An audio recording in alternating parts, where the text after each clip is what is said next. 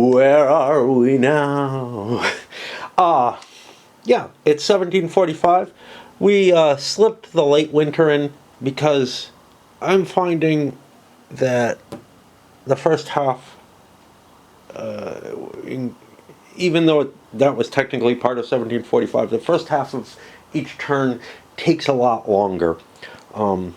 This section here, determining, what cards you're keeping and everything, setting up everything, and then dealing with the actual cards and the larger hands in the summer campaign season. The decision making is just heavier, and so we're going to do that. We're going to do it this way, for this one at least, for 1745. And hopefully the game will be over this year. We said that last year, didn't we? So what's happening? Well, the Bourbons are still really close to victory. They grabbed Hanover this time, but too late. Francis has been crowned emperor. However, Charles is still alive, and as far as I can tell, he too is emperor now. Even though there's rules under this process that prevent Francis from becoming emperor normally while Charles is alive, Charles hadn't been crowned yet. And Francis got crowned before Charles did, by the failure of the French to be able to take Hanover so they could crown him. It's one of many conditions they had to take. On top of that, so now we have two Holy Roman Emperors. One of them, Charles, is very old and will be dying next year. So for this turn only, the French got an extra point from that. Militarily, de Saxe marched back down from Hanover and has gotten himself back into France. Well, we're going to have to reorganize the armies and whatnot. There's a huge army under Belle-Ile at Antwerp, and a fair amount of points sitting up here for grabs. The French are sitting, well, the Bourbons as a whole are sitting at 17. So many fucking counters to track this. I wish there were two tracks, actually. 17 and 7, 24 victory points. They need 26 because, so they would need 23 to win if Charles was really the emperor, like sole emperor or something, however you want to put that. There may be an issue with the cards. I talked about that in the last video as to, there may be something that should have disallowed Charles from becoming emperor after Francis has been crowned. But whatever, whatever. We'll play it as written right now. But this, let me find the victory conditions. This is the automatic victory, right? Let's get rid of this shit.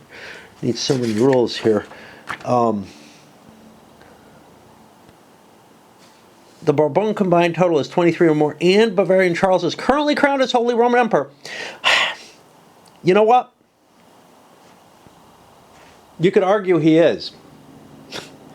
You could argue he is. He is emperor now. Maybe the game should be over. We're going to keep playing, though. I don't think that was the intention, but I did give the extra victory point for him being emperor. Somewhere along the line, this is just another one of those, hey, the game's fucked up, and it's not covering things correctly. It's not handling key elements correctly. But we'll leave it as we have it. Feels like a compromise. The French are getting victory points as long as Charles is alive because they were able to play that card.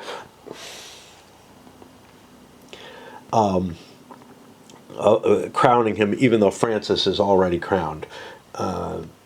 And let's see, Belle-Ile managed to take Antwerp, which is an important location for French reinforcements starting this year. From now on, we have to hold Antwerp. So the Flanders becomes probably the most important theater to the French. There's still a French army down here in Passau, which is a threat to Vienna. And the Prussians were kind of handcuffed by the Austrians, and the Austrians slipped down, drove the French out of Vienna. If the French had been able to hold Vienna, the game would have been over. The Italian theater has remained almost entirely quiet, although Genoa has now entered the war on the side of the Bourbons. And we got to think about, what all that means. There's a fair amount of points down here. A French army down there could easily win the game if I can hold things here and here, and the Prussians can hold their own. So there are a lot of opportunities available right now. I don't think I'm going to play right away because I've got, part of me says, oh, you could, but I'm running low on battery, and it's getting closer to raid time and all that. I have to say right now, and maybe it's just because the turn got so easy on the late part of 1744, I'm a lot more sanguine about playing at this point than I have been for most of the rest of the time. That may change as I start to deal with a large hand of cards for each player, where I have to read every, all these kind of longish events and contemplate all the interactions. It felt kind of nice in that there wasn't a hell of a lot that I felt like I could do during the fall campaign season. I felt kind of locked into what my choices were. That's a good feeling, man. It's all, that's part of why I like war games. Not, oh, I'm locked in and can't choose anything. But once I kind of make a choice, everything kind of follows from that.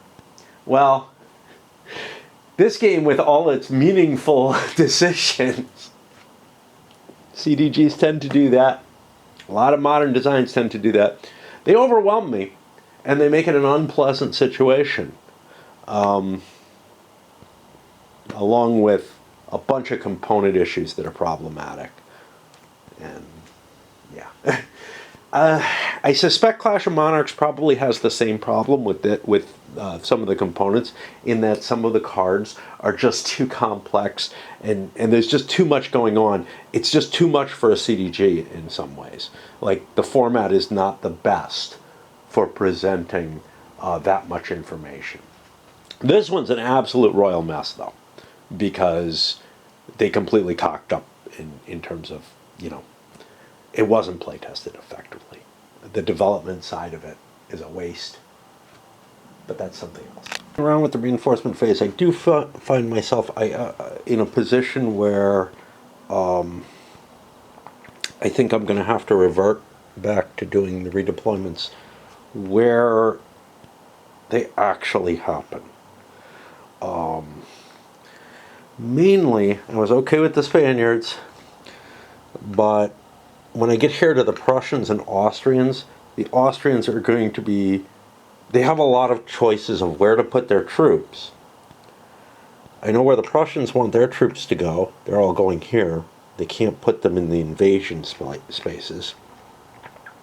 But it's dependent on where the Austrians place their initial troops as to where the Prussians are going to shift their forces to and shift their leaders around to. So yeah, I kind of need to follow the rules at least somewhat.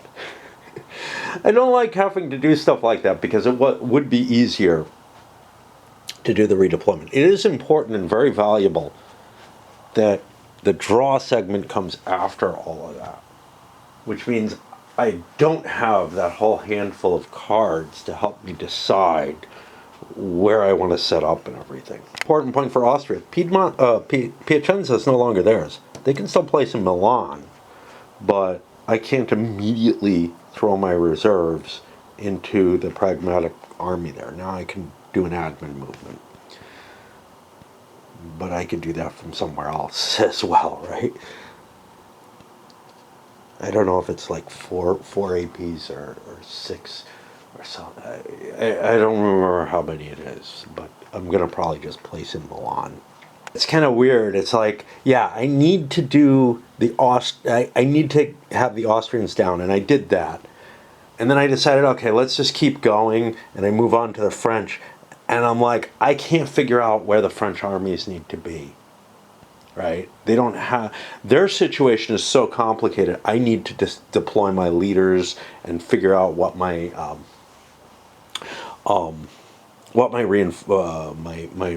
redeployments are at the same time to make even any sense out of it. So I'm not really impacted by like the what the pragmatic allies do. So I'm gonna just do these the way I said, and then I'm gonna switch back to the old method for the French and the English. Oh, broadly, what can I say? The Prussians, well, I guess we'll talk about them first, but their placement is somewhat reactive to actions that the Austrians took. The Austrians, so yeah, let's start with the Austrians. The Austrians put as much as they could into Italy and shifted the 5 admin there. They did not put additional forces to the north. In fact, looks to me like they're just throwing everything they can. Well, they threw additional forces into Lorraine and everything else, and I don't think there was anything else, to be honest. Okay, they have a huge army down here under Traun. I've left Charles up here, even though he's not very good. And just having, I don't have very many good Austrian leaders. I wanted to have a decent leader here, and I lost one due to age or whatever, because I reinforced his forces. And I'm in a tricky position with the Austrians, right? So this has been left open. So the Prussians put old Dessau over here in charge of the main army, because it's less likely to get involved in a conflict with Traun. And I've got Frederick planning to come down and put a challenge there. And we're going to rely more on the Prussians, I think, for the battle for Austria than we have been. Which is to say the French aren't going to be able to play as big a role, is I guess the big deal there. For the French, I left the leadership where it was. De Saxe took most of the reinforcements, but I've got some additional ones under Noailles here. A new army of Italy. No cav. But the intention is to gather up with the Genoese. We should have there's more Spaniards down here in Naples. We should have a big numerical advantage here, even with the Austrians throwing, what they could into Piacenza. They were better off in terms of defending Piacenza while it was Austrian, because they could put troops directly in there. Now they can only shift the 5 troops for a free admin. Now, I would be able to put 5 more in during the summer campaign, but that doesn't happen actually, that would happen before the French move, so that might have been a wise move. I don't know, though. I kind of feel like Charles needs his forces as well. The biggest problem of all is the English. They get a free redeployment into Hanover, but not into the Netherlands. And so they're going to have to do a fleet transport to get these guys there. And that's important because I've got 9 strength points in London. If I'm over 8 strength points in England, I will pay a penalty at the next winter. So that is a serious issue that I have to remember, that I have to get those troops out of London. Now, I probably want to leave some in London to defend it, but maybe not. Depends on when I do the transfer or whatever. That's going to get me to the draw segment. I don't want to do that. I think I'm pretty close to time to play Raid. I'll go check my mail, my real mail, and maybe be back later tonight. Well, probably, because honestly, I don't think that I'm going to have as big a task in Raid as I have the last couple days, unless my clan actually picks up their ass, gets off their asses, and starts doing some actual work. We're in one of those spendathons, and half the clan is failing to meet our objectives. I'm gonna have to cut a few more people.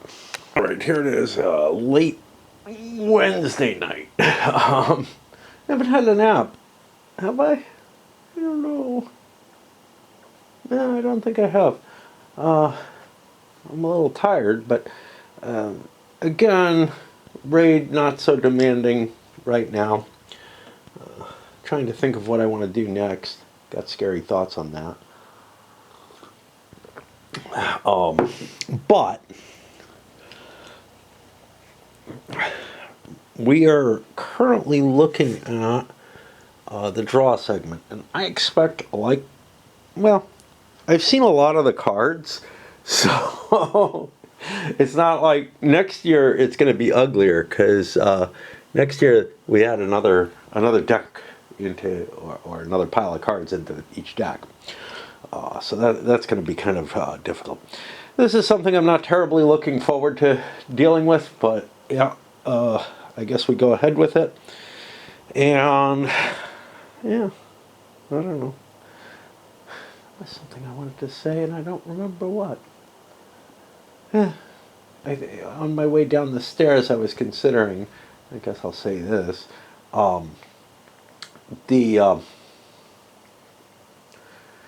dealing without lights in my living room at night, it's kind of painful. I have a pretty bright set of lights in a hallway that I can that kind of spills in and out. So I'm leaving that on instead. But yeah, it's a little weird. All right, let's get going. And with luck, I'll have just accomplished it very easily and won't have to talk at all.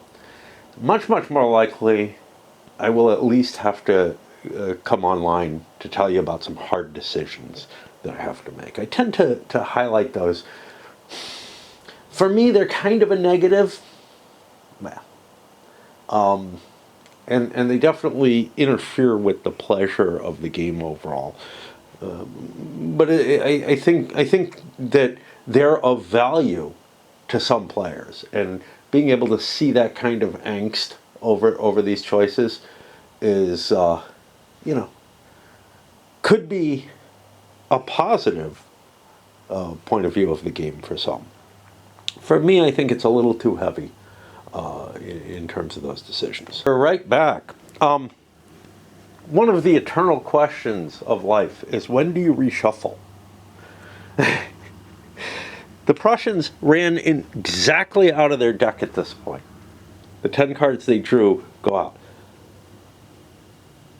I don't know if that means that all the cards that they're going to face next year are going to be out of the new deck. That's a kind of weird situation. Let's see. I doubt that the game is actually explicit about it. We used to have rules about that, which is you don't reshuffle until you need to draw, and I feel like that's the appropriate thing in this case. Into the existing draw piles. Is there any...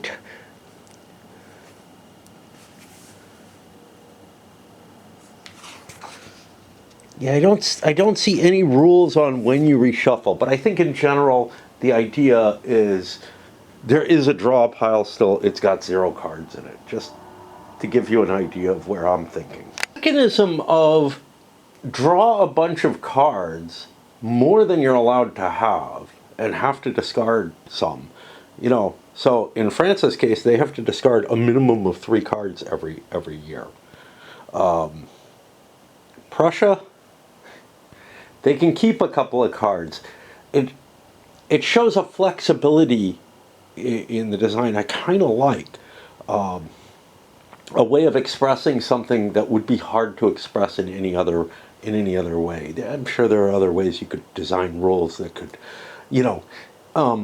hinder the flexibility without necessarily hindering. See what it does is it hinders flexibility or creates flexibility without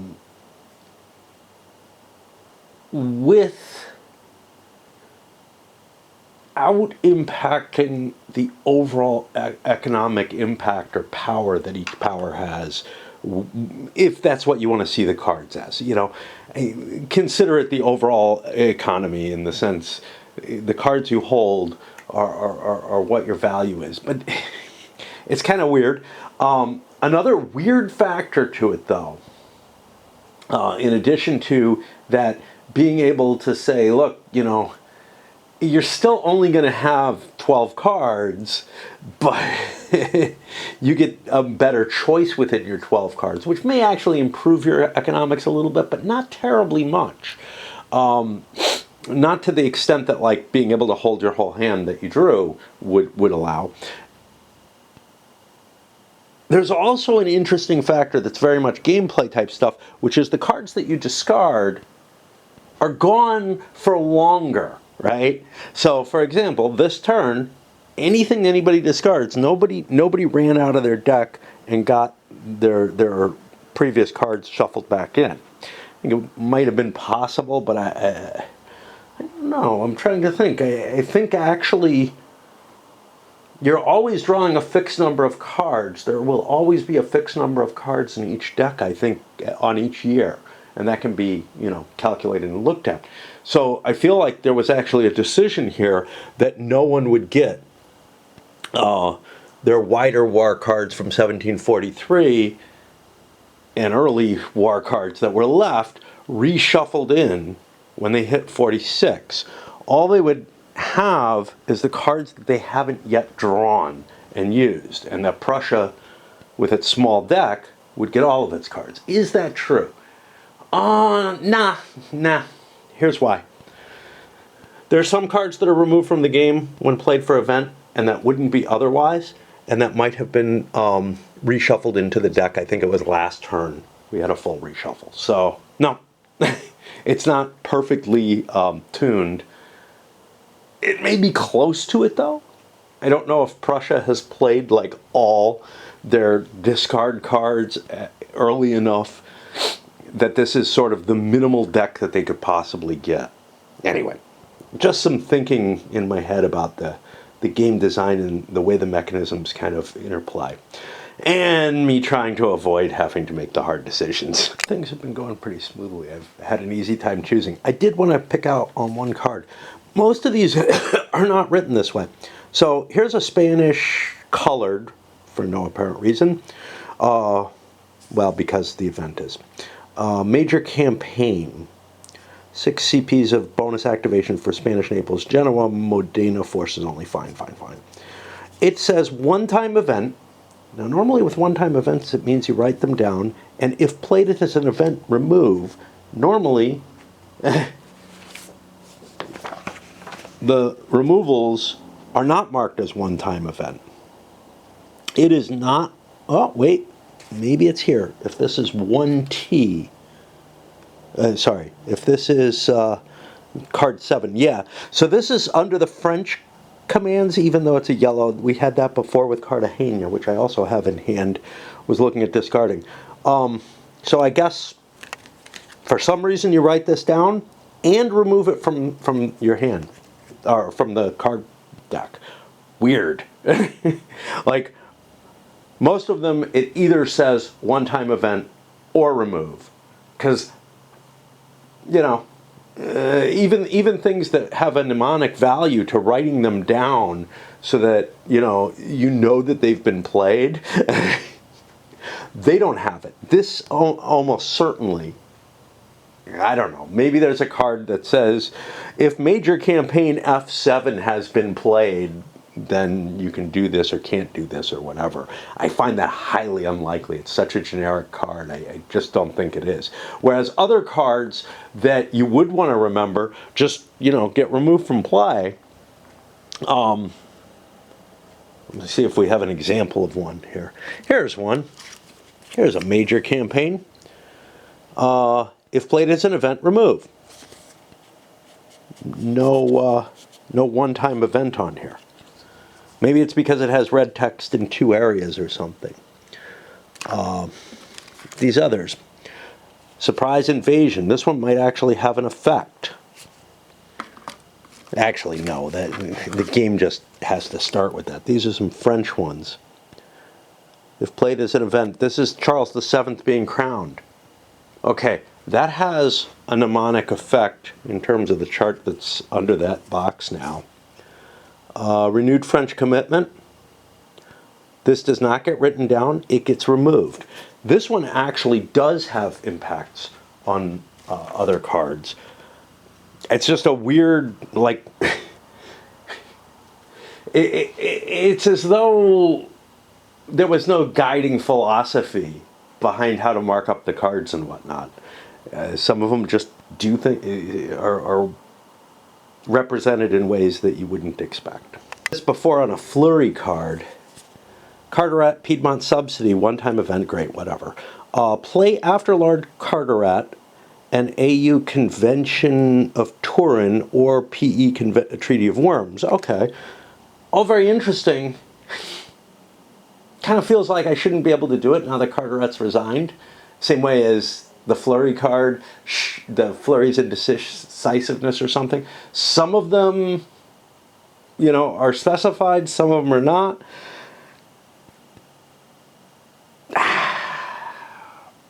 Why specify Carteret in this? You know, it's got his name, a colon, this, but nothing.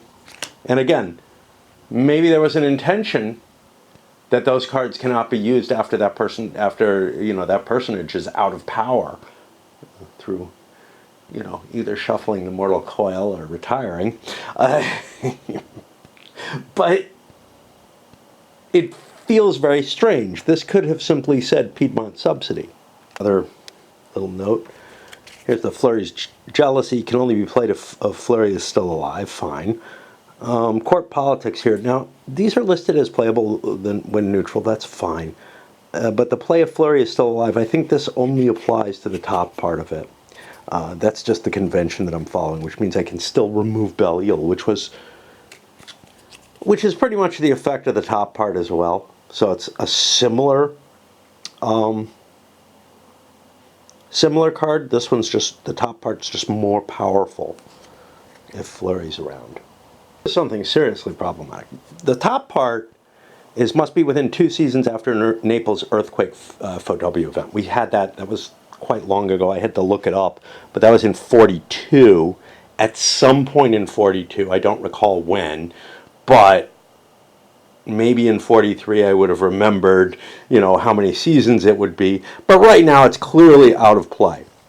But down here we have a fleet sortie. There's no interrupt on it. However, it allows a transport mission, fine, or an intercept mission. Now, intercept is the one that I most want to do, and can only be played as an interrupt. I'm assuming the card is just wrong, and that you should write interrupt with some beautiful red pen on there somehow. Feel like that was light enough. I can go on with the next cards. Started though looking around at my games that are down here to try to find something a little lighter than what I was considering. It's hard to remember what I've played and what I haven't, especially when I'm looking at, you know, the non-war games. But I did run across something that led me to just say, hey, I have to talk about this. For some reason or another, I got the Ironclads, this is the second edition, expansion kit sitting down here. I have no idea. I mean, there are some things that I'm like, okay, it's kind of a war game like War of the Ring that maybe should be upstairs. Twilight Imperium, yeah, you can convince me, but they're up there. They're obviously Totaler Krieg should be up there, should be upstairs, but they're up here. They came in my box of stuff from there, and it all makes sense that, like, I don't know, that it ended up here in a certain way. But it does not make much sense at all to me that the Ironclads expansion kit ended up here. There may be a few other war games kicking in here. And, you know, there's things like Space Corps that I don't consider a war game. I don't think I have much upstairs that is not a war game. You know, by any means, by any term of definition. You know, I mean, things like Nero, you could make an argument either way on something like that. Yeah, it's got military stuff going on, whatever. But yeah, that's kind of funky. How about that? Anyway, I just thought that I would bring that up before I go up and get another pipe and settle down into actually parsing through the cards and figuring out what I want to play. What I want to play as I indulge in more delay of game. I am running in my head, hey, what do I want to do next? You know, whatever, all that kind of thought. Once upon a time, I used to curate my request list. Games not yet receiving, whatever. A lot more, like 4 times a year or whatever. Raid has made it somehow hard for me to do that, and I'm not sure why. I think more watching videos has made it hard for me to do that. Although I used to play them in the background when I did that, but now I have Raid to do, so who knows what we're talking about here. But that used to be a task that I would regularly go through. And now it's like every couple of years I go through it. Of course, I'm also playing less games, I think. Anyway, let's fucking try to focus. Try not to be distracted by every fucking squirrel that comes into my head. Prussians, I have a lot of battle cards. A lot of cards that I can't play for much of anything. Cards that maybe I want to play but I can't yet, like Revenge. I have to wait another season. Pillage the Enemy, always interesting, but whatever. The only card that I have available to play would be this major campaign, creates for 4 CPs for Prussian bonus activation. So I would get if I played it now, I would get a counter, which would give me those 4 CPs. I don't think I need it. I basically, Leopold can move during admin movement, although then he can't move again. I've already admined forces for spring. You know, I got basically 3 CPs that I need to activate each turn. There may come a turn where I want that, but it feels like I could kind of bank the points that I want, but then what? You know, let's see. These are all combat cards that I might want to play. This is an interrupt I might want to play. But Increasing the Army is a 3-point card I get to play. Black Eagle is a 3-point card I get to play. These are cards that I can't play the event for, period. Like, they're out of play. They're just points now. So I don't think I really want to put that down. Although if I did, it would give me more flexibility in terms of moving Leopold and doing something with him or whatever. But not yet. Maybe next year. I don't know. Well, I got 2 Austrian events, both of which are appealing. One of them is place 13 Russian infantry SPs, 2 Russian Cav, and leader Repnin in Olmütz-Brunner, Vienna. This force is immediately activated.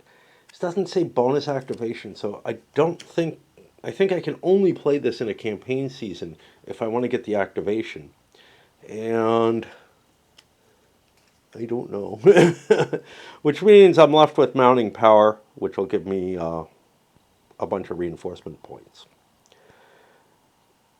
This is not pleasing because I lose the 4 Austrian cavalry SPs because I've got all my cav on the board. Right. Well, the French came to the first hitch. I got things that I may or may not want to do, but still not sure what Germany is.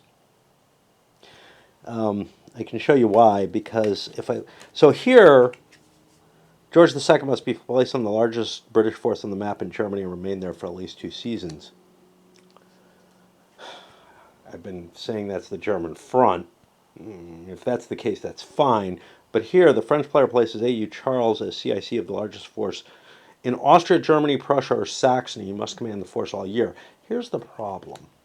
If Charles leaves here, which he would have to do, because this is not the largest force in that sequence,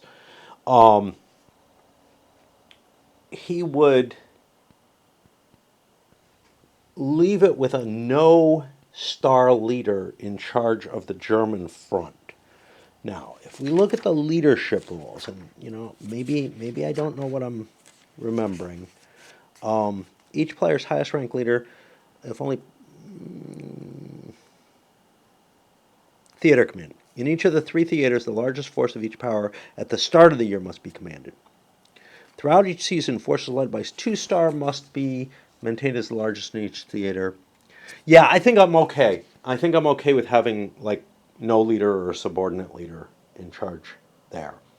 The only problem would be, well, they can only command 12. That's fine.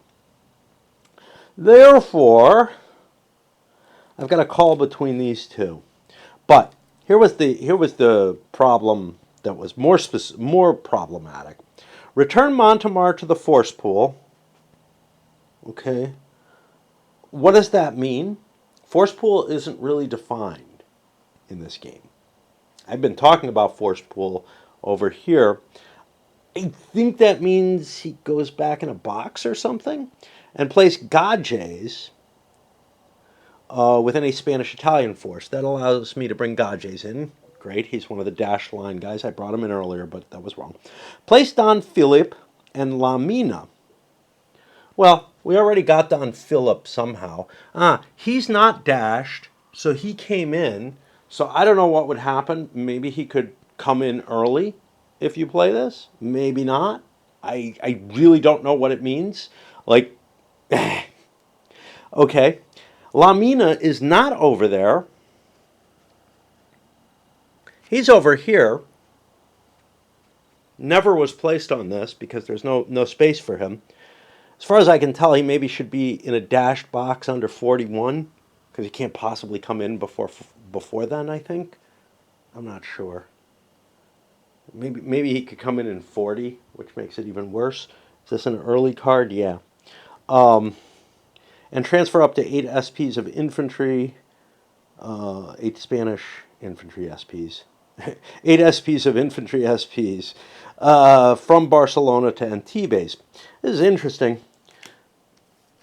I think what I really want to do though is I want to fuck with the Austrian command structure and force Chucky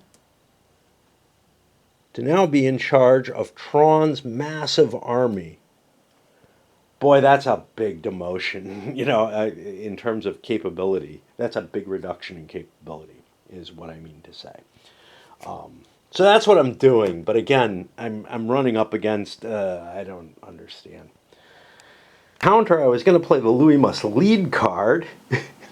Force him, he'd take over the Aux command, which is Belle Ile up here. And that would be, a pretty potent reversal for the French commands, similar to what I'm doing with Charles for the Austrians. But this is an interrupt. I don't have to play this. And I've got a bunch of other events I want to play, so I'll be back. What I decided on was the Convention of London. 10 Austrian AUs with any Austrian force. I'm going to put those all in Italy. I think I'm allowed to command all this. I've got Emmanuel. He can command those. I don't know how much more he can command. I've got a starred commander. He can command 20, and this is less than 12, so I'm okay with that. If Saxony is allied, they are. Place 10 Saxon SPs in any one unbesieged Saxon space. Well, they don't have fortresses, but they have unbesieged spaces. So, I don't know where to put them.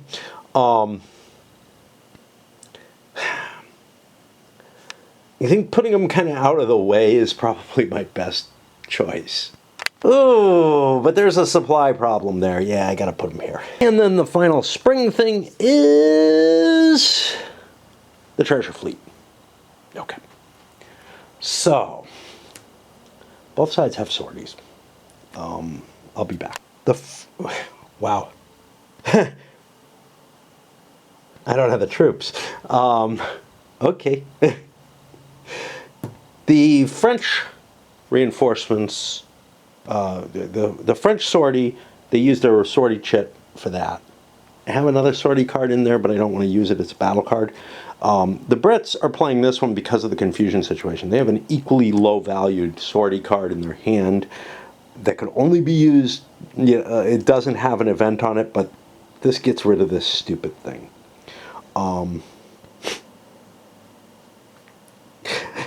So that I don't have to deal with remembering that it's there, is basically what we've got. What do we have for interception then? We look.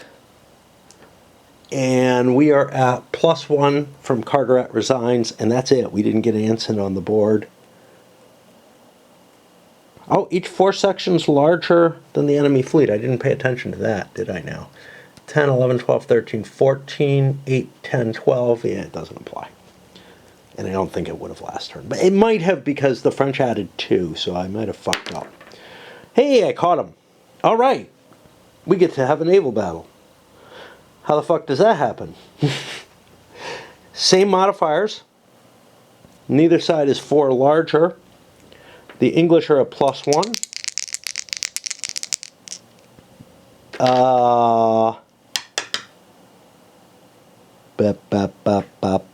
Yep. So this is an English die roll at +1. And we shall see what happens. They get a 7. Active player loses 4 sections. That's the guy who just shot this off, the French. Bloop, bloop, bloop, bloop, bloop, bloop. That's terrible. 5 transported SPs are lost. I'm allowed to haul 15 SPs over. Well, I'm allowed to haul 20 to begin with. And then 5 of the SPs are lost. So that would be 5. 15 more would be 7 cav. What if I send 8 cav for, I don't know, 5 and 7 cav. The 5 that are lost, I'll take the infantry, so I'll put 7 cav in the reinforcement box. We'll do that in a moment. And must return to, oh no, French lose 9 reinforcing SPs, treasure fleet only. Not this. Okay, so I had 20, that means I'm allowed to have 11. I think. So let's do that as 5 and 3 cav. I don't know if I'm allowed to do these cav conversions at this point, but here's the thing. I think I'm allowed to have 20 SPs in here that aren't in the force pool, as long as I don't put them on the map. So this works out as kind of a workaround, given how I'm tracking things, and that's going to put us into the summer campaign season. That's going to put me into break time from the game. Go up, see if anything miraculous has happened in raid in terms of my clan.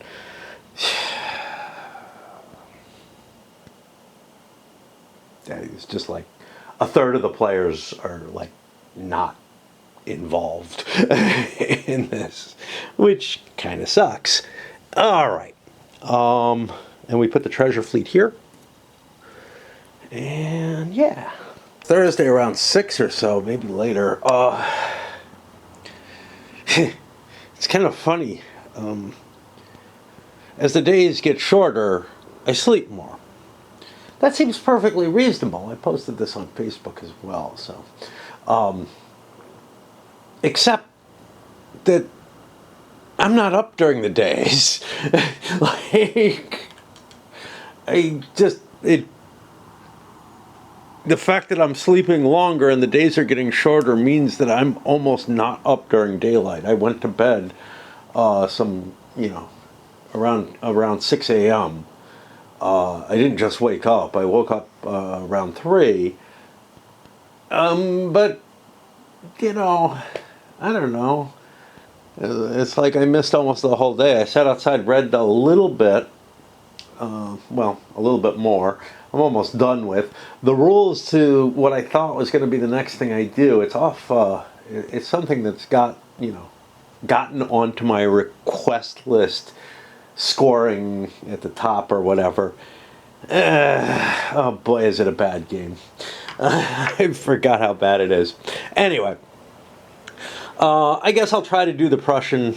I'll try to move a piece, and then maybe go sit outside for a bit. I played a little bit of Raid and stopped. Like normally, I have to play Raid when I wake up, and I did a little bit of that, and then I went outside, and then I have to play Raid at 5 when the game, has a major update switchover period. And then I just usually play through, and it's like 9 or 10 p.m. before I'm done. Today I'm treating it more like I do on Fridays, which is just, let's get the minimum that I have to get done on that early part, and see if I can get, come down here, play a little bit of this in daylight, and then other things. I realized I fucked up. I didn't think this was a regular event card. I'm going to wind back. Yes, the Prussians had to play first, but given the situation, this they really should have played. But they can't. Never mind. It is not summer yet. Okay. So this is a card I really want to get into play, because it generates victory points and everything for beating up on the Saxons.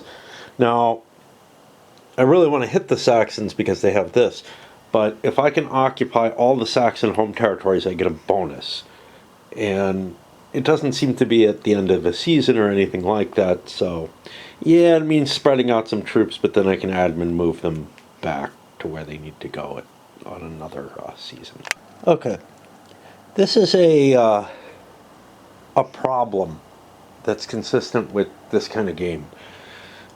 Because, again, interceptions, withdrawals, these are often where my problems lie. And that's exactly what happens. I've got old Dessau moving into Gorlitz here. He would like to withdraw.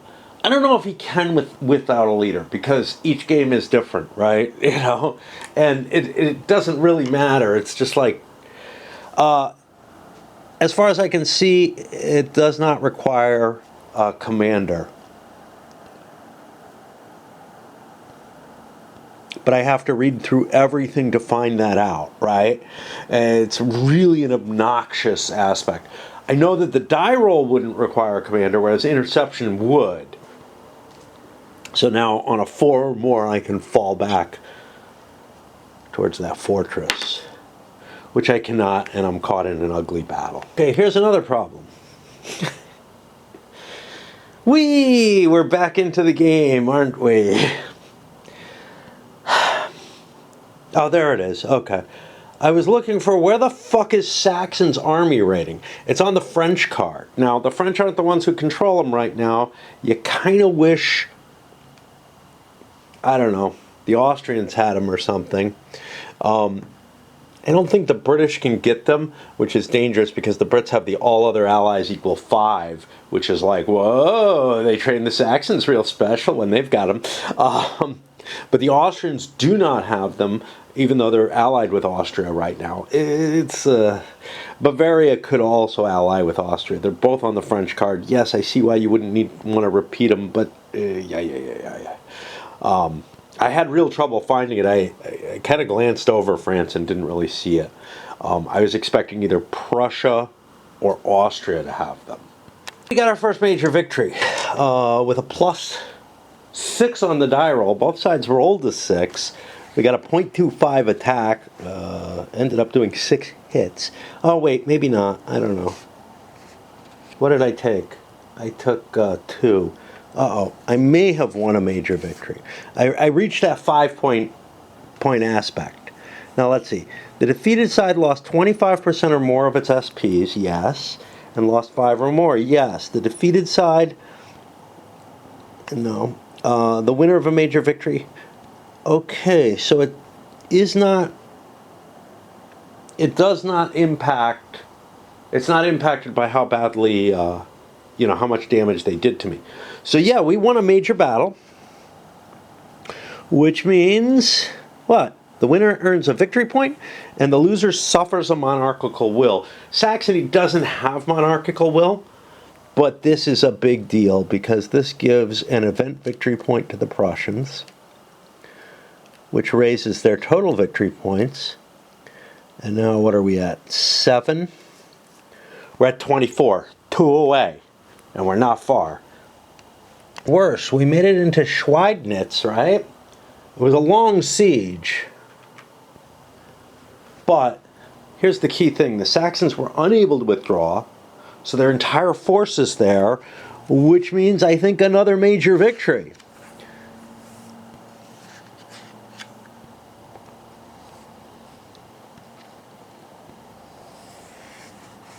I remember something about this. The captured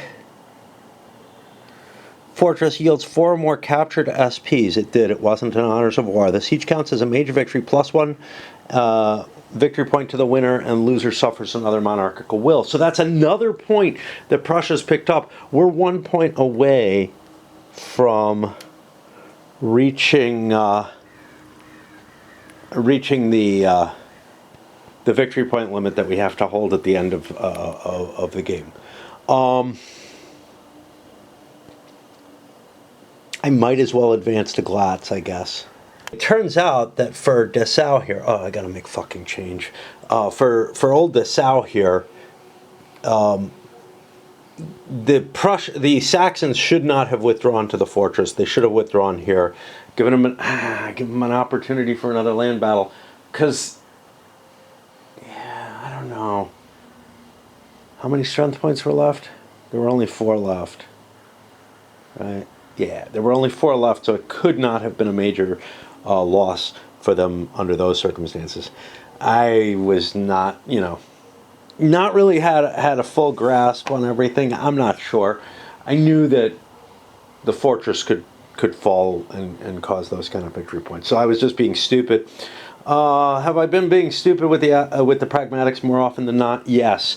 I think most of my mistakes have been on their hand, which may be why the victory points are so far in the Bourbon favor. And Frederick marches down, takes Prague. I think I gave myself the points for it. I do believe I did. And gathers to join with old Dessau here at Glatz. Why is this important? Okay, I want to have 2 different operating Prussian forces. My cards kind of dictate that, and I can capture more stuff, although there isn't a lot more stuff to capture. There's Niessa here. There's an admin movement to hit the Saxon territories. And there's Vienna. And that's really it. So, I mean, Linz is down here, but whatever. So there's not a whole hell of a lot of like, oh geez, I want to do things. Now, I forgot to look here.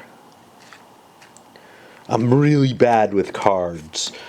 Games that rely on cards. I'm really bad at remembering, hey, do I have an interrupt or whatever? I'll just scan through the tops. I know that I've got battle cards that are hidden on the bottom, but I don't think there are any interrupts hidden on the bottom that would have delayed the Prussians. I had one that fucked with the French, but anyway. It's just always a problem when I'm dealing with these card-based games in terms of remembering what I have in my hand. And it's not just a solo play thing where I'm, running 4 countries. It often happens when I'm playing, I'll just, because I don't like to pay attention. It's somebody else's turn. It's their time to be doing stuff.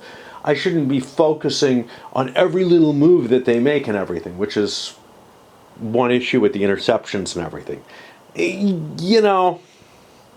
With the right groups, it's like, hey, I'm doing this, and I'm close to you. Remind me.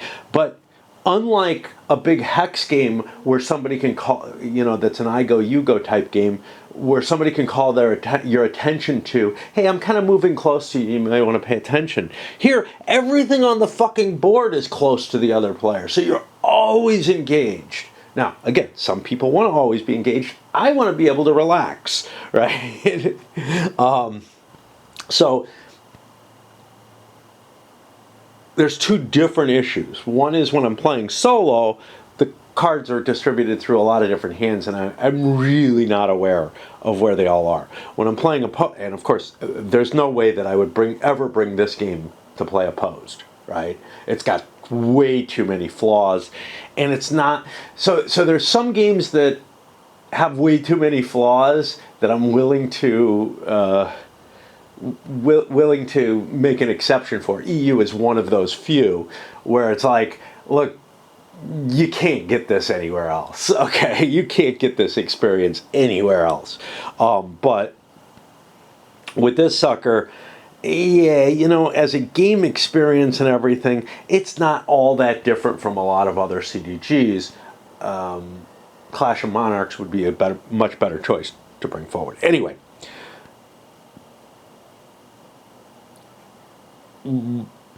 but yeah, when you're playing a game like this that's opposed, you have to be putting way too much attention all the time as to whether or not I can play a card that'll affect what is happening and all kind of shit like that. In a pure card game, I don't mind that, right? Like, I don't mind a game where all I'm doing is managing my hand of cards and trying to see, do I get a chance to, But it's kind of a slapjack type maneuver to be able to throw an interrupt on somebody and whatever. Also, I don't play pure card games usually solo. So that's not an issue. But what I'm saying is my whole focus in a pure card game is on the play of the cards. So like in bridge, I gotta focus in bridge to remember what cards have been played. Okay. So that's all I'm gonna do right now. I think a number of errors have really made it so that the pragmatics have been behind the eight ball. Don't feel like this is a terribly unbalanced game. Here's the thing. It feels unbalanced in a lot of ways because the Bourbons, in a lot of ways, have their advantages in the early part of the game. And that starts deteriorating. How early are we? Well, yeah, it's beginning to look kind of later in the game. The year marker is further this way. Now, this turn can be forgotten. So 2-4, we played 4 turns, we got 4 more. We're right about the halfway point. But yeah, I would expect that the Bourbon often are going to go for an automatic victory because they have a lot of advantages early on. And I think those begin to deteriorate as Britain's wealth in the way of like subsidy points coming in and everything. The deterioration of maybe the French treasure fleet, all kind of stuff like that is going to get in the way. So you kind of have to win fast with the Bourbon, I think. So then add to that. So it's just right that they can push close to their auto victory because they're probably going to have trouble winning the end of game victory. But add a few, add a cumulative list of errors that have favored the Bourbon side. And yeah, we're pushing it towards that auto victory. Quite often an auto victory feels like, oh man, if that happened, wow, the game may be unbalanced. And I don't think so in this case. I think my play has been unbalanced a little bit. And the game is set so that this is exactly how the Bourbon should be trying to win, is trying to overwhelm the pragmatics early on. Now maybe they have a shot late in the game as well. It's just, this is one of their major options. After midnight now, a fair amount after midnight actually, and it's kind of funny, I played a decent amount of Raid. I can't believe it was daylight last time I was down here, but I also got to the end of what I could do, and I was just tired. I went to sleep, even though I slept 9 hours, whatever, instead of coming down here and trying to squeeze out.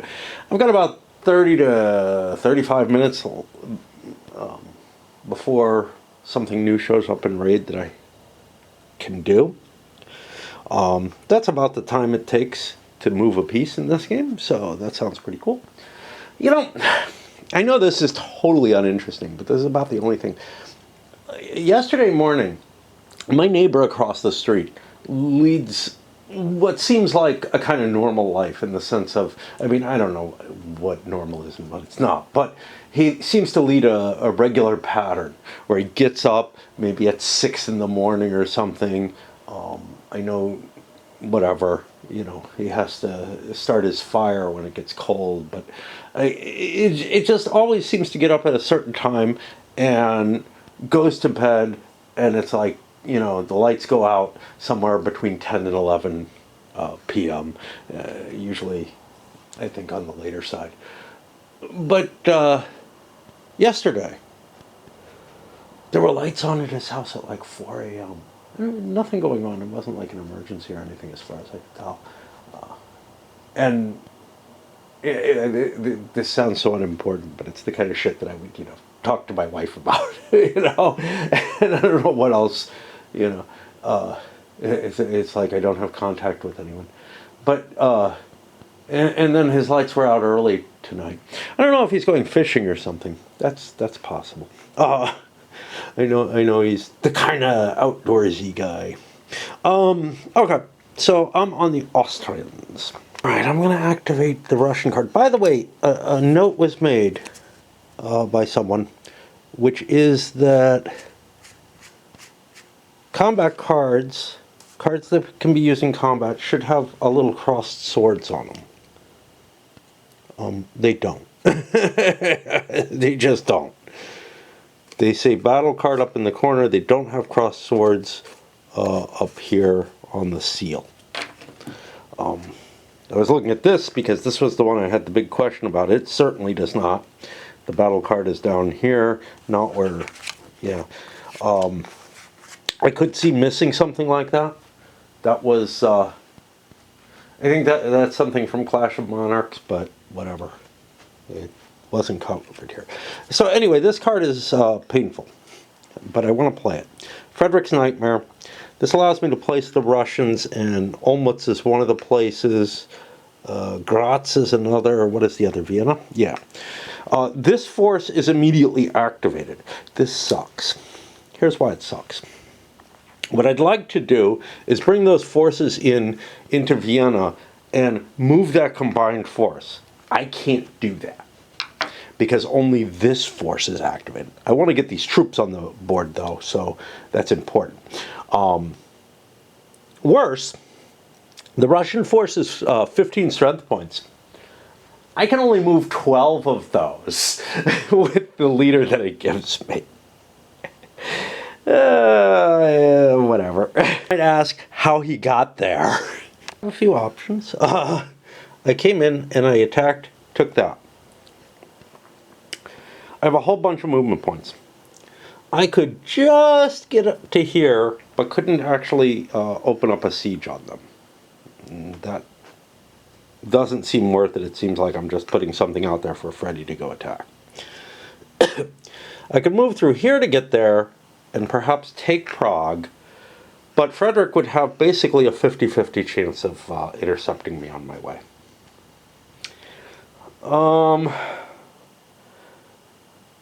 I could...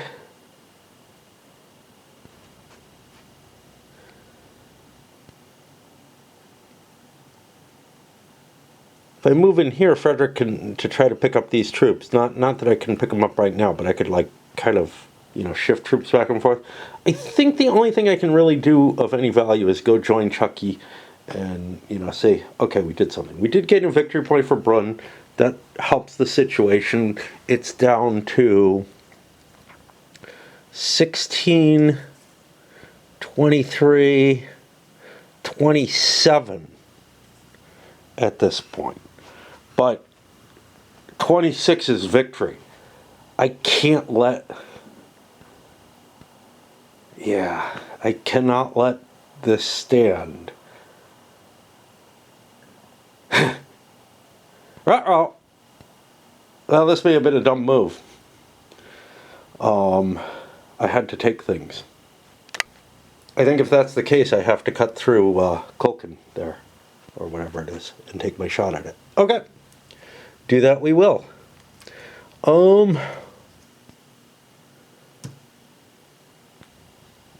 move there. Frederick, 4 higher, because he's got a +3. He does not catch me. I'm able to trace supply. It doesn't matter that he's there. So we go to Prague. And now they're going to be, I got 2 shots at a siege at 2 points each. It was not successful. That 2 extra points would have dropped me below the auto victory. So now the French just have to set things up so that the Brits cannot drop me below the 26 victory points, and the game is over. French play a big 5-point card, giving them a lot of activity, figuring I can get points off of things by moving at this point, where, who knows, might be the Spaniards, whatever. But the English dropped down the Louis must lead. He's placed with the largest force in Germany and Austria. He was actually with it already. He's now in charge of Belle-Isle's army. His army will lose 1 AP per activation. Well, I don't know why he has, like, and I assume that he can command it, you know. He doesn't have the stars or whatever, but whatever. He must remain or move north of Saarbrücken. He clearly is, and may not move further than 3 spaces away from a blue French. It's not going to have the effect that it had before, but it could affect French victory points. I am afraid that I may not have given the Spaniards the victory point for Genoa, or the French, I'm sorry, the victory point for Genoa. Those are French pieces. They look Spanish because they're yellow, but, you know, there you have it. Okay, the situation so far, de Saxe I chose to move, and he left some forces, went and took Mons. He attacked Brussels. The Austrians decided to hold because they had about decent cards, and also, well, I'm sorry, about the same troops, and also they had this battle card with no crossed swords or anything. They lost. I should have a warn marker on the French now. And I made my casualty checks. And he's going to siege Brussels, but it does cause a problem. Oh, interesting. Yeah, this Bartabani or whatever, Barthiani, was defeated and had to retreat. He had to retreat into a neutral fortress. There are no markers for neutral forces being held, fortress being held. I'm putting this here temporarily, just as something to indicate it. I could put just about anything there. But yeah, it's another flaw in the representation of the pieces and whatnot. But I do not own this. But the French have already gained a point for Mons. You know, we're already in a position to win, but they're adding points to their total. He's completed his movement by sieging Brussels and taking it, and then moving back on Tournai and laying siege to that. That's not, it's a major fortress, so it's harder to take. I could have kept pressing, but I want to make things, you know, things are kind of difficult for the Brits here. I don't want to give them a chance of beating Saxe, although he's damn good. I'd rather make them, you know, force their way through these points and deal with the possibility of interceptions and all kind of shit like that, where they don't really know what's going on and the Brits have to gain back points. There was also the possibility of gaining the extra point at Tournai. That's one of my 5 points. I got 4 more to fuck around with. Linz is an easy couple points I can grab. I think this game is just over, right? Yeah, Charles could intercept me, but the 2 points is huge. And if I'm fast enough, I could slip around behind. Well, I can beat these Russians. I can beat these Russians either way I take it. Given that situation, the French want to drop a depot to be able to access the Russians. And, you know, I could actually admin move into Linz. I believe that's allowed. I wouldn't be able to move into there normally, but I think if it's an admin move, it's not going to cost me... It doesn't seem like it should be an admin move because I'm moving into enemy territory. But enemy is enemy occupied when it really comes down to it. Admin march is 8.8. I think there's no interception opportunity on that.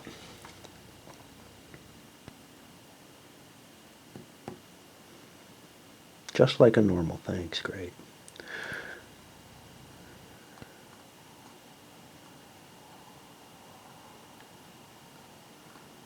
It is subject to interception, but cannot be interrupted.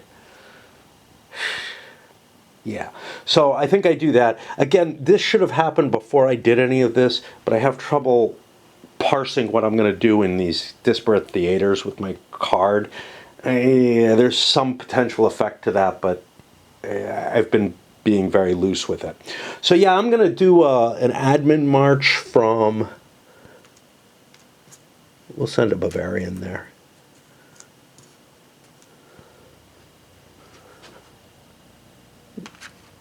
And then Charles gets a chance to intercept that, but he only succeeds on a 6. Okay, so that's 2 more French victory points, and I gotta find myself a higher track. I know that there are some bonus... There are markers that are bigger. It's not that I've run out. I actually don't think there are for the French, though. I think the Austrians might have bigger markers. Yeah, see, the Austrians had this total victory points -5, -10, so that they can go over their limit. But I don't think there's anything like that for the French. I think I'll go down to here for 20. And again, there may be an extra point down here that I did not count. So I could probably just call it now, but you know, might as well finish off the turn. You know how I had to look around all over the place to find what was it? The Saxon army rating, which was over on the French mat, even though they were allied with the Austrians. Well, there's somebody who's completely missing, who's the Russians. Now, maybe they're all other allies for the Brits, and they're rank 5. I doubt it. There's a Russia rule. It doesn't say anything about it here that I see.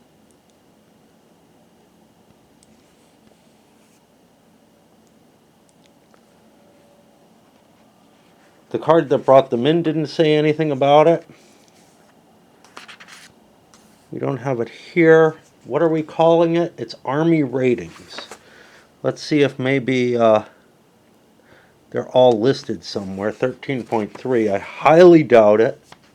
I don't remember such a list. No, very clearly not. Not by nationality here. We got nationality abbreviations. So I guess it's time to look at the errata again. I don't recall there being something here. I'm gonna just say they're a 4.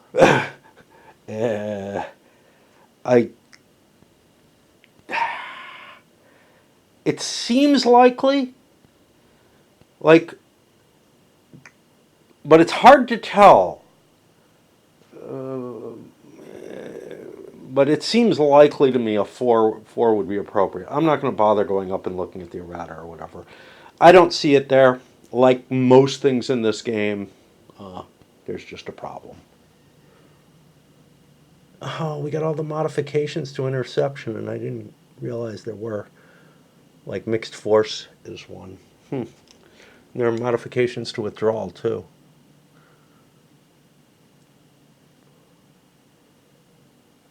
Okay. I don't think we have. Like, I know the Force Commander one. The others are the ones I did not realize. Are they... I would not be at all shocked if they're in here. Yeah, they're in here. I think one's missing from here.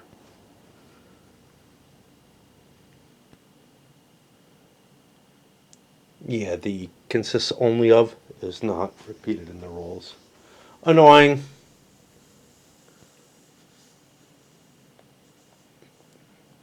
but whatever. Yeah, I'm going to do the battle as if they've got that 4 army rating. For the last couple of points, I moved Nawales here or whatever. He marched in, took Nice, went up to Cunco, came back down, and joined the Genoese. I'm not sure if he's actually a mixed force there. If he is, there's actually no one in command.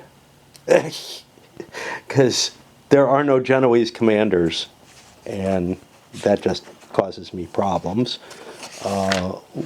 Let's look at, because it's a bigger, they're the bigger force. All of these minor powers are neutral. Genoa,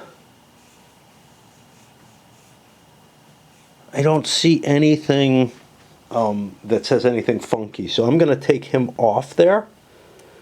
And that means I basically have a 0-0 leader, and I can't do much. I can't activate it or whatever.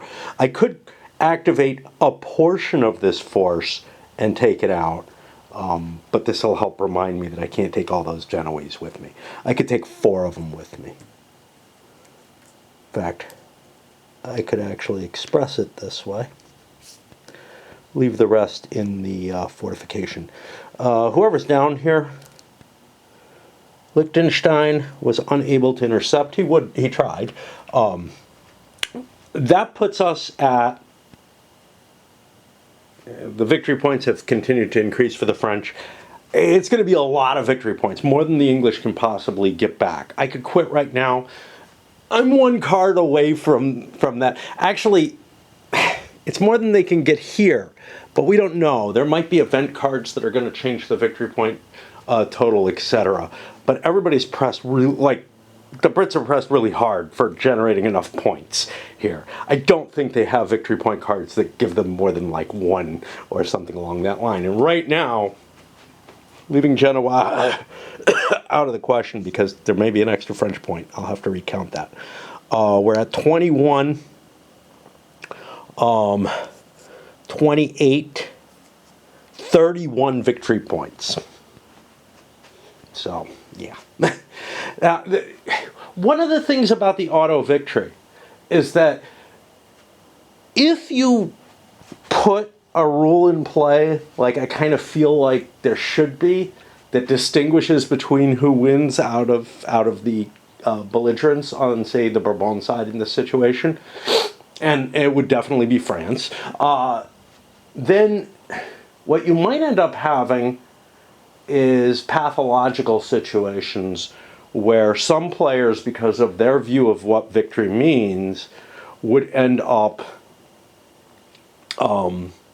sinking the Bourbon cause as a whole to prevent the automatic victory. However, there was some kind of question on the forum, which had something along those lines. I don't remember exactly what it was. It wasn't around the automatic victory. It was around why you wouldn't want to gain more victory points towards the end of the game. You wouldn't want to do something that gains you more victory points. No, it was the other. There's another kind of victory. There's another kind of auto. Yeah, you didn't want to knock the national will of an enemy out. This was really pathetic.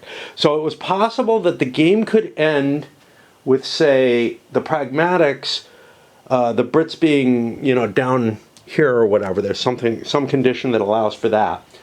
But the pragmatics still have enough victory points that one of them ends up winning instead of the French. And he was making, Kalinkowski was making the argument that that's not unreasonable because there were situations in this period where someone would want to continue the war to get more gains. Yeah, more gains is different from like the entire pragmatic alliance surrenders and somehow ends up ahead out of it. That's twisted. That's weird. And I feel like that was a different kind of pathological situation. It's hard to avoid those in some of these games. Quite often, you'll find things like that. I don't, I try to do what I can, to say, yeah, that's a little goofy. But, with people used to the coin games and stuff like that, which do have situations like that that are sensible, it's a little weird to face these kind of tricks here where they aren't, where it's obviously an artifact. Look, the Austrians should not win if the Brits surrender. Like, if the Brits are falling out of the war due to monarchical will, Austria is going to have to keep fighting the war. Either Britain's getting a separate piece out of their monarchical will being dropped, or Austria is going to have to cede something, right, to get out of the war, because otherwise the French simply won't accept it, right? There were also situations where the war, the potential war gains were not high enough. And I think EU handles this relatively well on these kind of situations. It has it baked into the event endings. You have wars that can't end even though you're winning them, and all sides would, all the players would want them to end. Nobody's happy with the war as it is. The winner doesn't really want to continue the war because it's a painful thing to have happen, and they'd rather get some minor gains and say screw it. But you're not allowed to. And things like the 30 Years' War, where honestly, yeah, there were times when the major player powers would gladly have given up, but were stuck in a situation that was in too good a state to surrender. And that's kind of the argument that Chomsky makes about Ukraine, right? Look, Putin will give up, so I'll take your territory, and you'll be allowed to survive. Probably with some kind of you cannot join NATO and all kind of other things, making it a satellite state. Zelensky's gone, all kind of shit like that. But yeah. If his, I don't know if the former puppet's still alive, but some kind of puppet would be put in instead, whatever. Yeah. Anyway, I'm going to hold off doing the British turn. I could probably get it out of the way, but I know that I'm into time for raid. However, I'm very likely to get this done before I go dancing. Yeah, it's getting awfully late. It's like, I don't know. Past 4. And we got one more one activation by the Brits to see if they can try to avoid the Pragmatics losing here, and then an event card for everyone, and that's pretty much it. Remember, the Brits have some requirement to get some troops out of here. This is more important, we could lose some victory points or whatever for over garrisoning the homeland. But I'm looking around, and here's the problem. Piedmont, I have no army anymore. The army of Italy, that's almost all Austrian. I have a couple Piedmontese cav, but I just really don't have the troops to do anything. I'm left with one force, essentially, which is under Ligonier? I guess so. Under Ligonier, and that's going to be somewhat problematic. Worse than that, do the French have the George? Yeah. The French have the George must command, and they're probably going to play that to try to fuck the Brits over even more. Now, when do I want to play that? George must be placed with the largest British force. Played as an interrupt, the British force uses its original commander's initiative. I don't really care about his initiative, but AP's already expended or subtracted from George's. Okay, so that's a key element, is to slow them down by throwing George in charge. And I assume he, gets all the CIC type requirements that Louis had. We may see a fight between the two kings. I don't know how many points I need to get. We can look. If this is right, that's 21.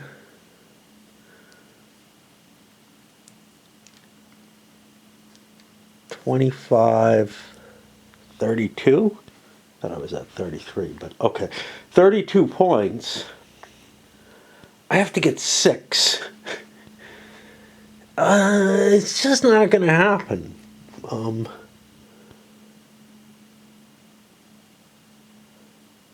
We can't even, we can pick this up because it hasn't moved on its own phase. So at least there's that. I can pick up the army of Lorraine here, which is not in great shape, but it'll rally.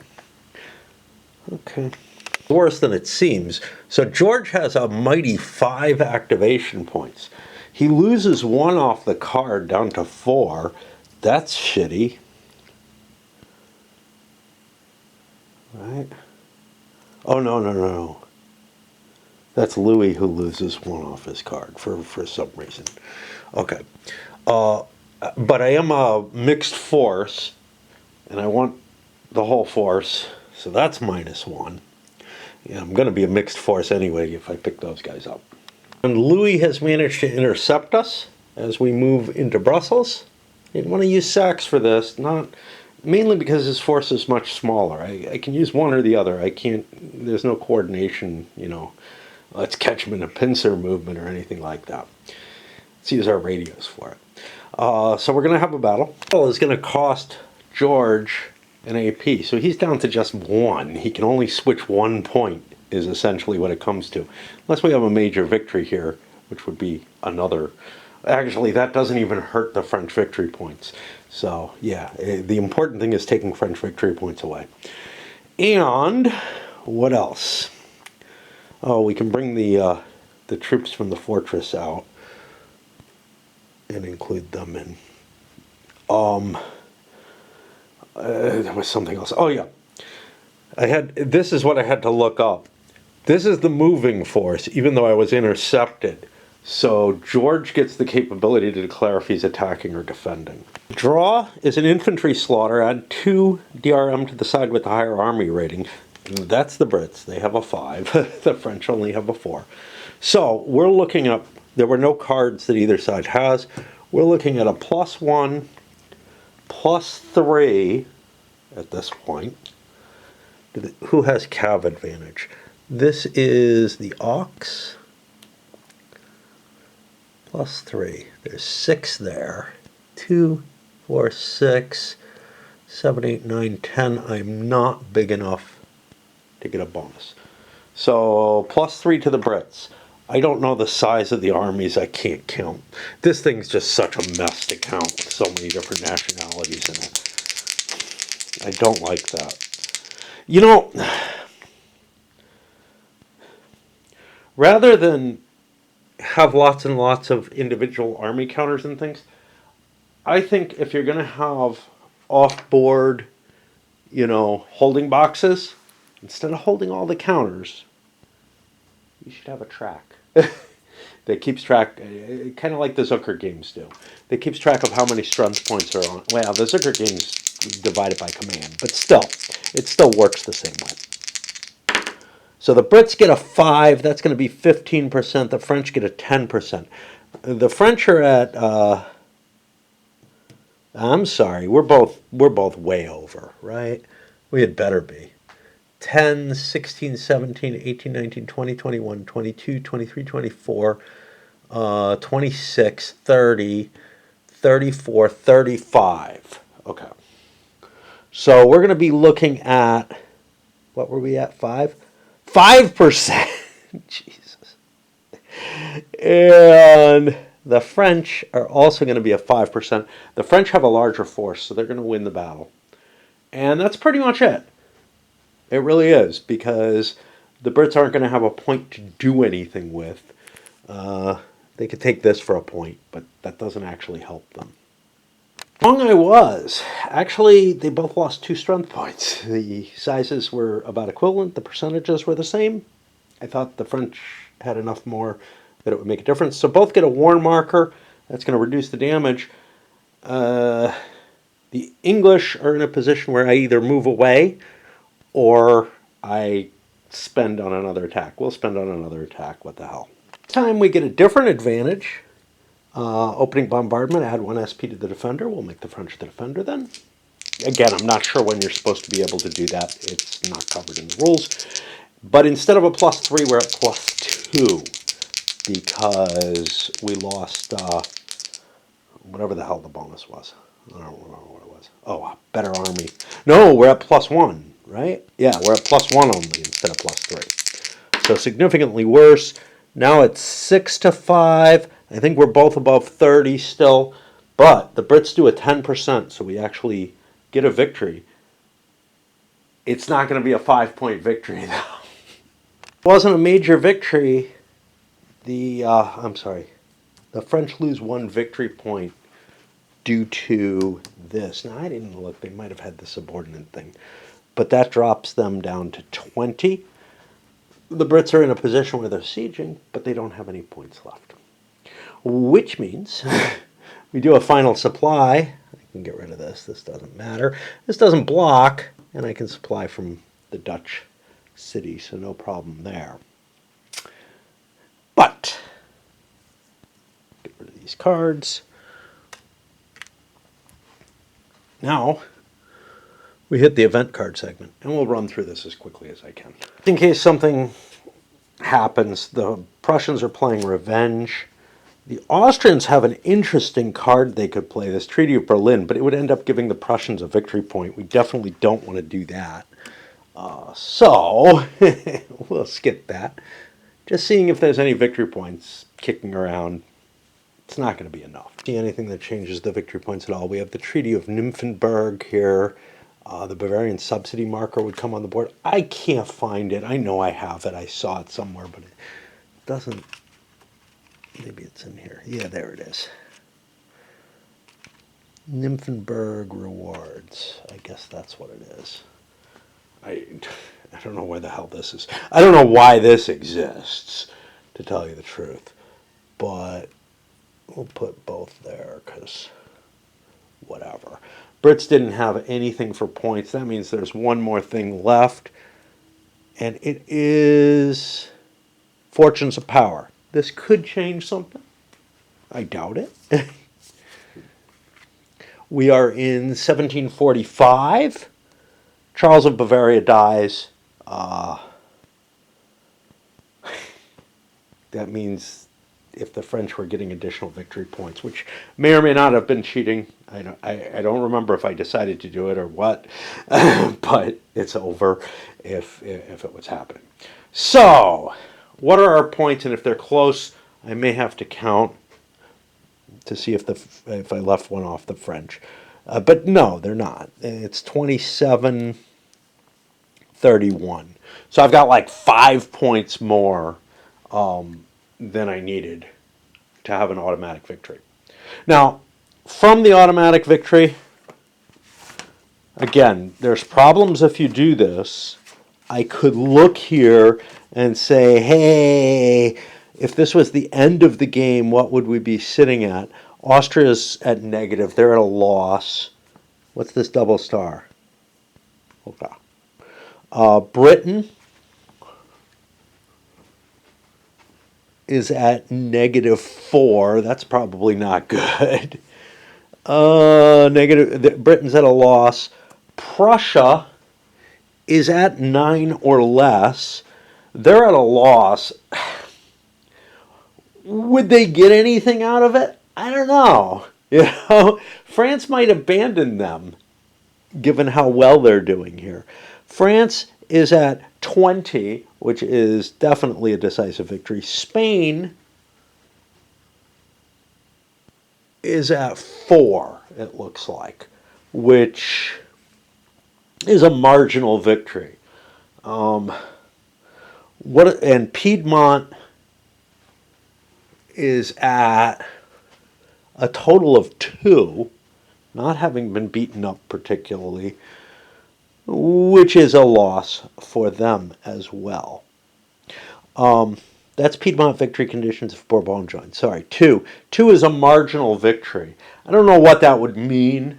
My feeling is they're not going to gain anything, but they may be able to keep their independence or whatever. Would Prussia get Silesia out of this? Man, it seems kind of unfair not to give them that.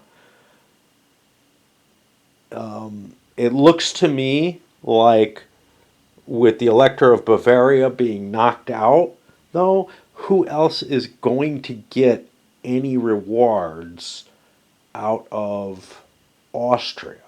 Obviously, the French would basically make the Austrian Netherlands no more. I think that's the big goal here. So the majority, if not all of this, would be transferred over to the French on this, if they could. Obviously, Louisbourg didn't get played with. India didn't get played with. I don't know what can happen with any of them.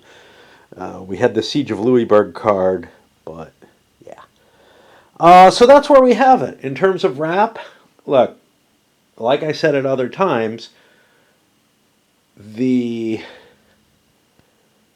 might seem like an overwhelming Bourbon victory, and it really is more than one should expect. Part of that is that the game is designed in such a way that the Bourbons have to have an opportunity to win the game at about this point, right? Their capabilities are front loaded, and the war is going to get worse and worse as they go on. And then if you get to the very end, it's a matter of them holding on, which is what their points really are, right? But in this case, we've caused the major victory conditions, and the automatic victory conditions. And I would say Prussia probably does get Silesia out of that, right? Even though I just think France would support that. Austria may have to abdicate the HRE holding in this kind of case. They're massively beaten, and France would like to support someone else for it. Who would have a right for it? Well, just about any German leader could be elected, right? You know, we're looking at Britain's treasured Hanover holding. You want it back? You got to support us. And, you know, granted, Francis was elected before Charles was. So there's no kind of weird, hey, Francis was elected. Well, you can't actually do that. You have to wait until Charles dies. Somehow or another, we supported a second electorate. I think probably the Holy Roman Empire would stay in Austrian in Lauragnian hands. But the exchange for it is Lorraine itself is being transferred to France, right? That seems pretty fair. Silesia probably goes to the Prussians. Spain, the holdings in Naples, they're not really gaining anything off that. What would Spain gain? I don't know. I really don't know. They'd probably be being compensated by something, with something, but I have no idea what. Anyway, I'm going, away from the wrap here.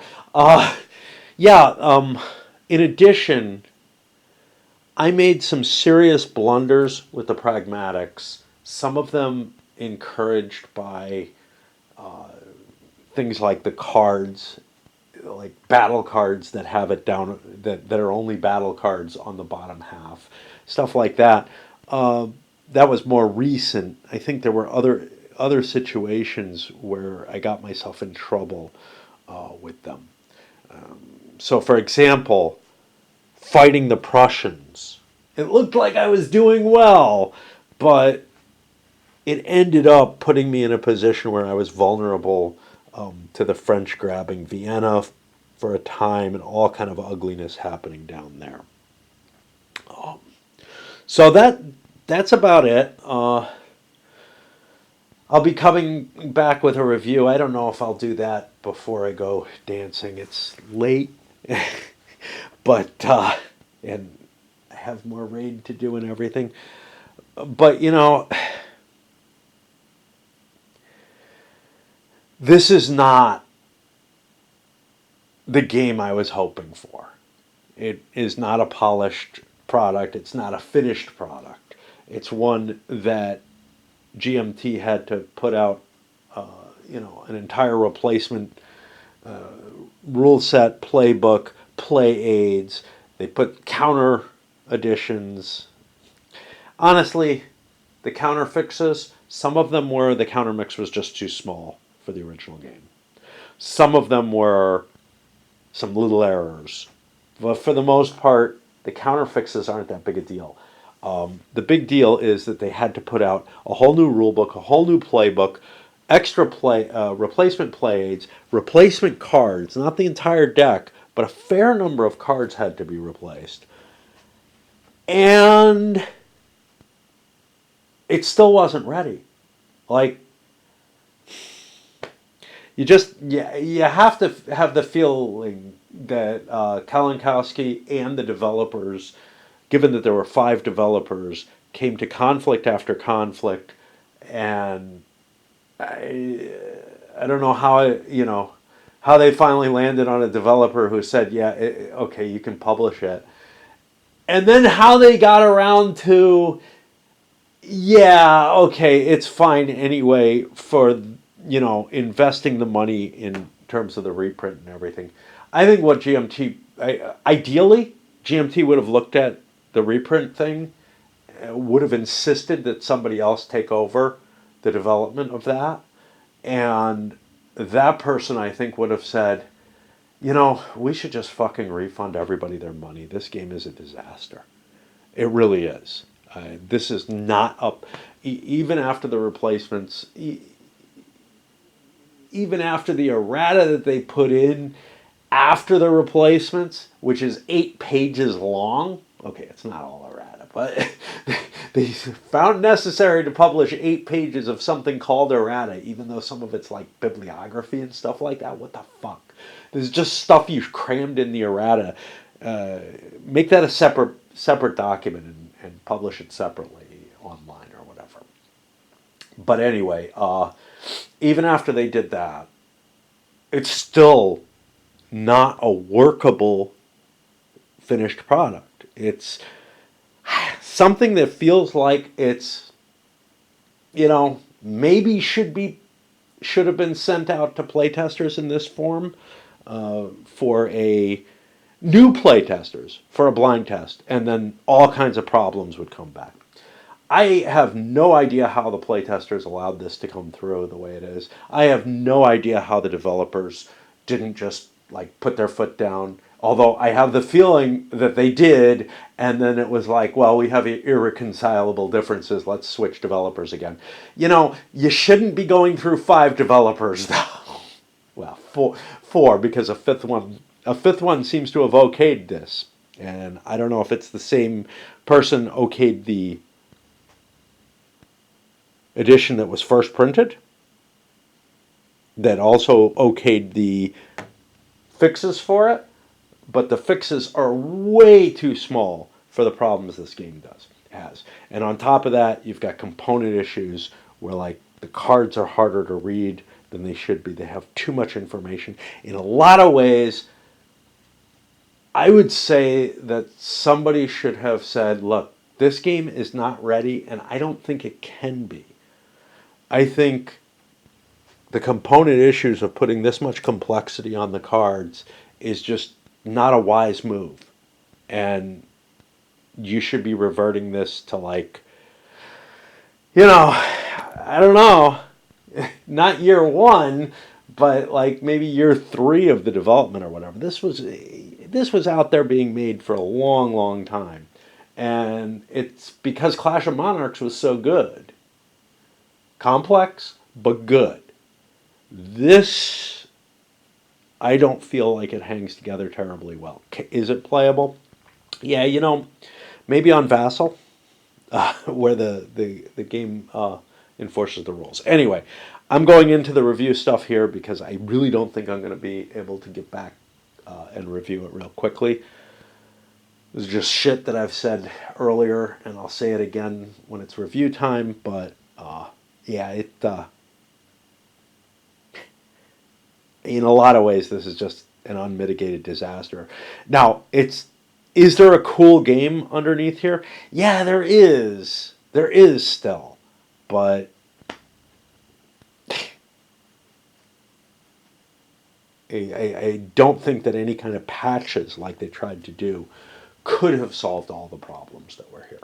Could they have patched it and made, a game that had consistent and acceptable rules and cards that didn't have problems?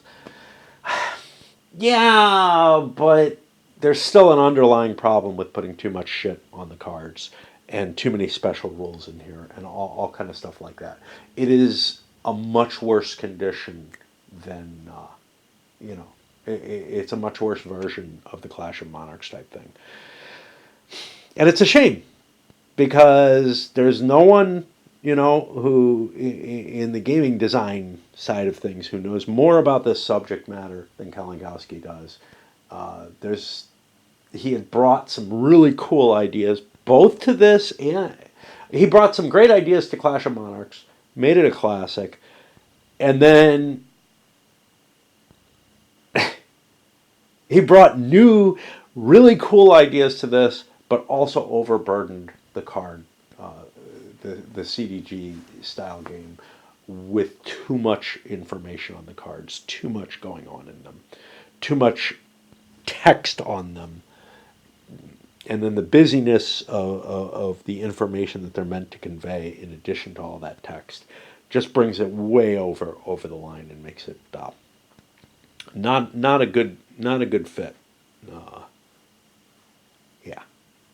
All right, sending it up.